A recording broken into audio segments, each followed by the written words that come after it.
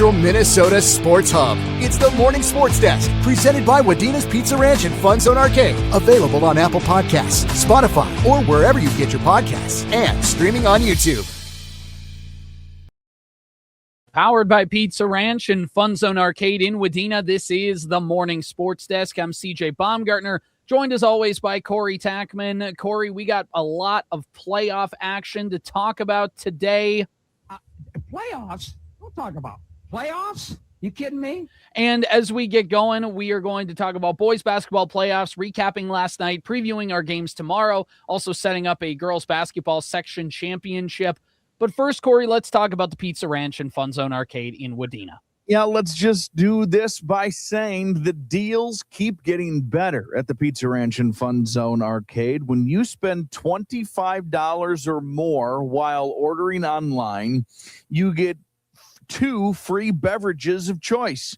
Order now and don't miss out on this unbelievable deal, this legendary deal. The offer expires April 30th. 2 free beverages of choice when you order $25 plus online with the Pizza Ranch and FunZone Arcade in beautiful downtown Wadena.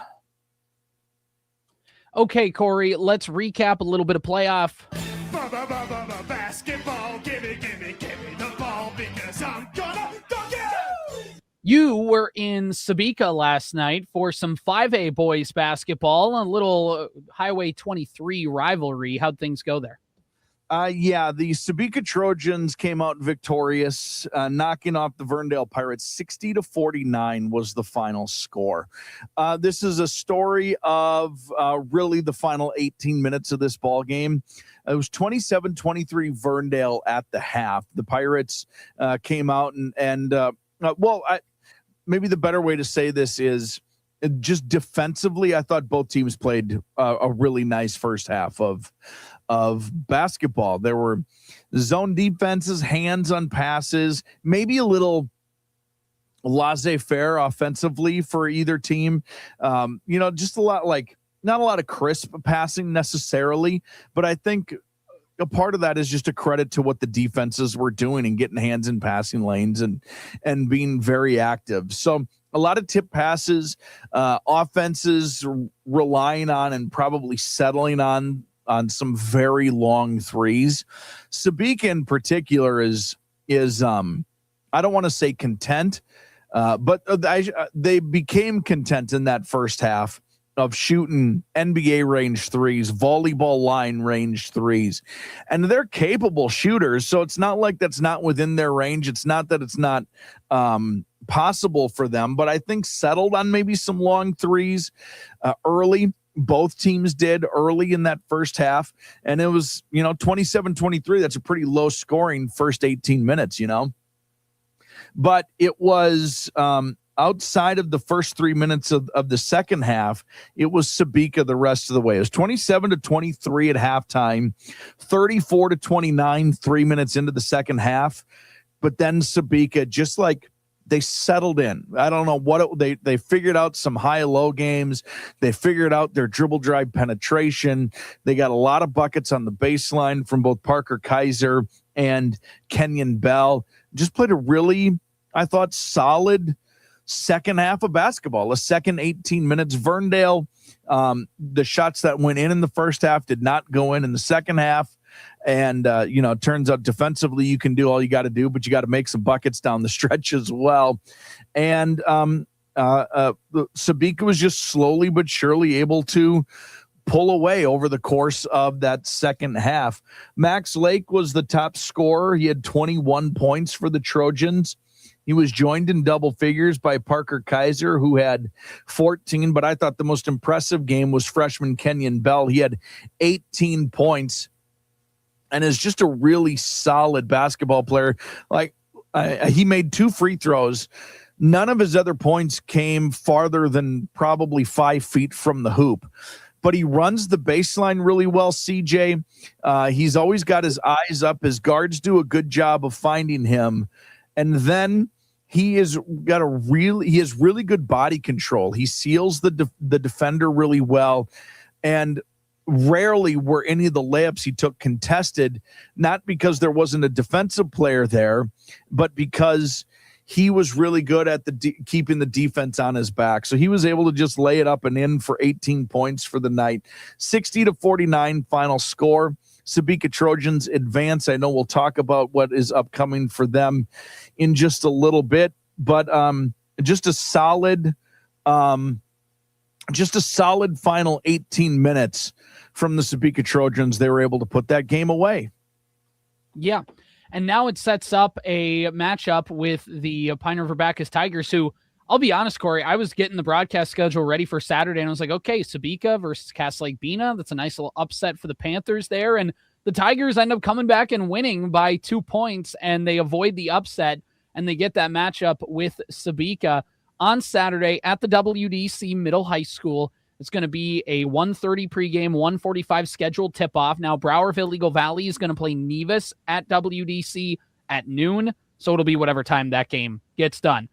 It will start no earlier than 1:45, but it could potentially go and linger just a little bit later, but that game's going to be on the Superstation K-106, 105.9 FM, streaming online at WadenaRadio.com, or the Superstation K-106 mobile app. Corey, I know you're still kind of getting yourself settled from last night's game, but always a good time when Pine River-Backus takes on a section opponent in Sebeka. That should be a fun game to watch. I know it's a first-year head coach Eveland right now running that program over with PRB. I saw them play Browerville Eagle Valley earlier in the season. They came up just short, I believe, in that ball game. Either that or they won by just a little bit. It was a very close game, is basically what I'm trying to say. And so this has been a competitive team. They have some athletes, and it'll be interesting to see them go up against the athletes of Sebeka tomorrow.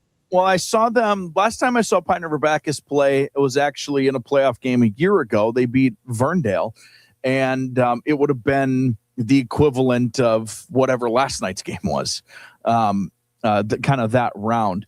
And I recognized a ton of names from that roster from a year ago. And let me tell you what, this Pine River-Backus team can shoot and likes to shoot. So very similar to Sebeka in the sense that, like, if you are not guarding even at the volleyball line, they're gonna shoot it in your face. And both of these teams are quite capable outside shooters. So, these two teams met in the regular season, by the way. Sebeka came away with the slight victory, so it'll, hard to beat a team twice, Go team, go. Go teams, go. That game on the Superstation K-106 tomorrow.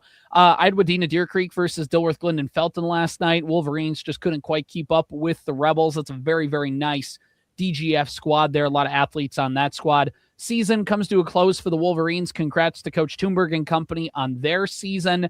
And tomorrow, continuing our section boys basketball coverage, it's going to be a 6:45 pregame, 7 o'clock tip-off on the Superstation K-106 because we have the Henning Hornets versus the Underwood Rockets. It's the Bulldog Bowl, if you will, tomorrow. The Hornets are an undefeated 27-0 on the season, 11-0 in the section, 14-0 in the PRC, where they've won 4 out of the last 5 conference titles. And then also 12-0 on the road, 4-0 on neutral sites, and 11-0 on their home floor. This is new section rules this year. Since it's all one section, the top seed gets to host the second round playoff game as well. So it is going to be in Henning tomorrow night against the Rockets, and it works out for both teams. Not too far of a drive for either of them. So we're going to have that one. Underwood coming into this matchup against Henning. 19-8, which again is crazy to think that in the way this section is, 19-8, Corey, gets you the 8 seed and taking on the undefeated Hornets in this matchup. They're 16-8 in the section, 11-5 in the Little 8 conference, 6-5 on the road, 3-1 in neutral site games, 10-2 on their home floor. For the Rockets, they got a 69-55 victory against Belgrade Bruton El Rosa last night, and they are going to get a rematch with Henning, who they played on the final night of the regular season. So not too far away from the matchups of both of these teams. It was a 75-57 win for the Hornets. So even though Henning is favored in this game, they can still give the Hornets a scare. And I'm sure Coach Misagatis at practice today is giving them all the reasons why they could stumble if they're not doing the things that they need to be doing. So it's going to be a fun matchup, always is with this rivalry. I know it's not quite Henning Battle Lake-esque rivalry, but Underwood is still that regional rival, still playing each other in a lot of stuff. And it's going to be a fun one from the Henning gym. And it's always going to be a packed house in that building. So it's going to be a 6:45 pregame, 7 o'clock tip-off, Superstation K-106. And also, Corey, we're not done. We have a third game. Sir, a third game is on the broadcast schedule for tomorrow. And it's on KNSP The Fan. Staples-Motley Cardinals getting their playoff run going. Yeah, the Cardinals will host the Thief River Falls Prowlers. These two teams have not played this year, and one of those reasons is because Staples-Motley moved from 7AA to 8AA. So a lot of what the Cardinals did this year as far as their schedule, they played Heart of Lakes Conference games, obviously, which are 8AA games, but a lot of their non-conference stuff was 7AA because that's just how the schedule rolls over from one year to the next. But in the bracket, this is a 2 seed versus a 7 seed. The Prowlers beat Roseau 69-57 the other night to earn this spot in the playoff. The Cardinals 17-8, the 2 seed in 8AA, winners of 2 straight over Park Rapids area and Ashby to close out the year. And Thief River Falls, before their playoff victory, had lost 3 straight to Bemidji, Mahnomen, Waban, and Perham. So I don't know. This is we've talked about this before a little bit, CJ. The 2 seed for the Staples-Motley Cardinals. The section is very much there for Staples-Motley, and now it's been a while since they played because they earned that opening round bye. So waiting until tomorrow night to play, you're going to have to work the kinks out a little bit. Thief River Falls already had to play. That's the only thing that really this Cardinals team is talented. So it's not for a lack of talent. It's just how do you bounce back after not having played some games in a while? Fortunately, these boys have played in some big games across all of their sports and over the course of their careers. So it's not going to be the moment's not going to be too big for them, of course, by any means.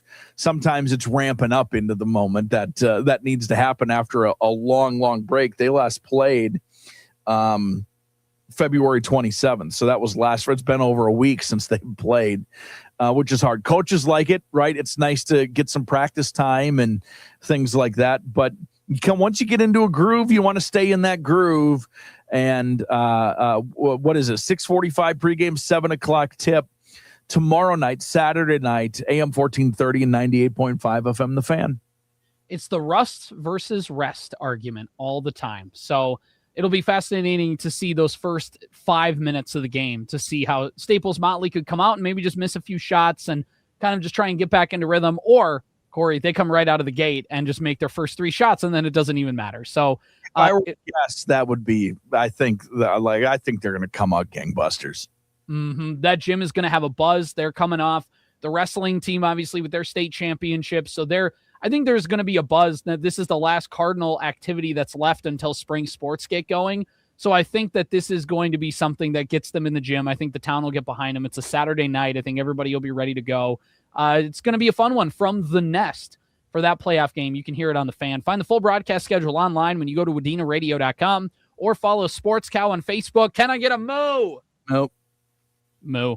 All right. So one last bit of playoff. Playoffs? Don't talk about playoffs. You kidding me? One playoff game we have tonight is the Section 8AA Girls Basketball Championship from Moorhead High School, not Concordia. They made that change last minute. It's going to be at Moorhead High School, home of the Spuds, which I think either or, both are great environments for a championship game. And we're going to get a good one. Dilworth-Glyndon-Felton versus Perham. It's going to be a 7:30 pregame, 7:45 tip-off from Moorhead, because there's going to be the 6A championship game between Breckenridge and Hillcrest before that. We are not going to cover that one, but we will have coverage of Dilworth-Glyndon-Felton versus Perham on the Superstation K-106, 105.9 FM, online at WadenaRadio.com, or the Superstation K-106 mobile app. And this is one where, Corey, I saw both of these teams on Tuesday night in the in the section semifinal games, rather. And then, of course, you saw Perham last Saturday night. And this is going to be a very interesting affair because I think you have the more experienced team in Dilworth-Glyndon-Felton. Their lineup is littered with seniors. When you have Perham's team, and not that DGF's isn't, but Perham gets the edge in depth. They can roll out 10 different girls that can go onto the floor and make a shot, make a big play. And it's what won them that game on Tuesday night against the very good Frazee Hornets team. You know, you had Kaya Anderson who got hers, but Yurdi had a really nice game. Quinn came off the bench and made 3 threes in the second half to propel them. So, I mean, this is going to be a battle where it's Perham's depth, it's Perham's ability to run the floor, cause chaos, speed the game up, versus Dilworth-Glyndon-Felton, a team that can play fast, but likes to slow it down, grind you to dust defensively, and they want to get it down low into the post because Garrett is just such a nice player down low. We talked about it on Wednesday's show, but just to reiterate, she's somebody who is big, but knows how to use that size. Sometimes you get boys and girls basketball players, you get somebody down low and they're big and they have size and length and all that stuff, and they just kind of lean on that pure athleticism or that pure physical ability.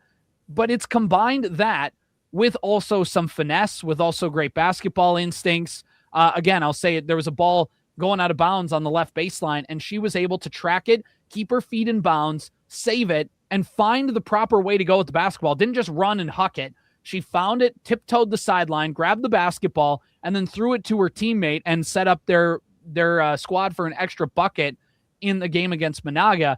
And she owned the glass against the Braves. And if you have, you know, this Yurdi versus Garrett kind of matchup, and I think Garrett gets the edge in that one, and DGF, and this is what Perham was able to do against Frazee. Perham won the rebounding battle a lot.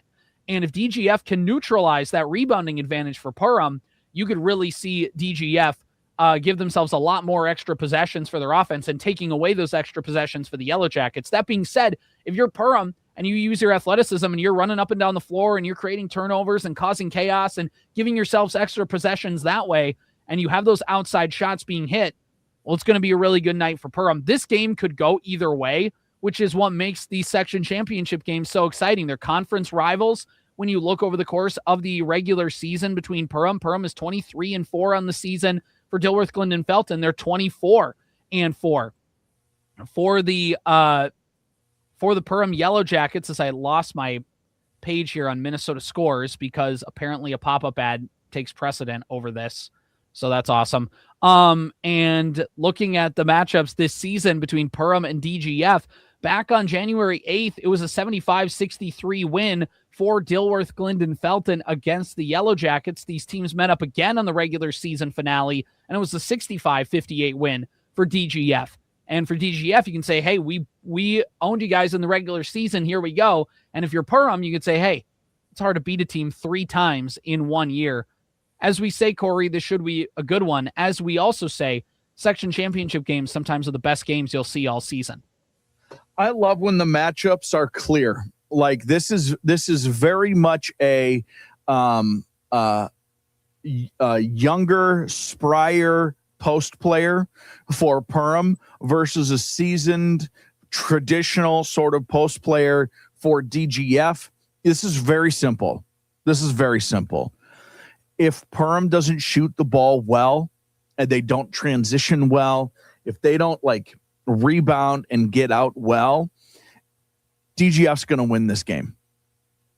If transition, athleticism, and shot making favors the Yellowjackets are going to win this game. It's so straightforward. It is so straightforward. Whoever like enforces their will, which makes it sound more combative than I mean it. But like, if it's going to be clear. This is not like, oh my gosh, who's going to get the last possession because both of these teams are deliberate, or oh my gosh, who's just going to outscore the other. This is not. It's got nothing to do with this. Is DGF going to control the tempo, or is Perham going to control the tempo? There's your winner. There's nothing else to this. Who can get the other team to play their game? And that's going to be, it'll be a huge factor in deciding things.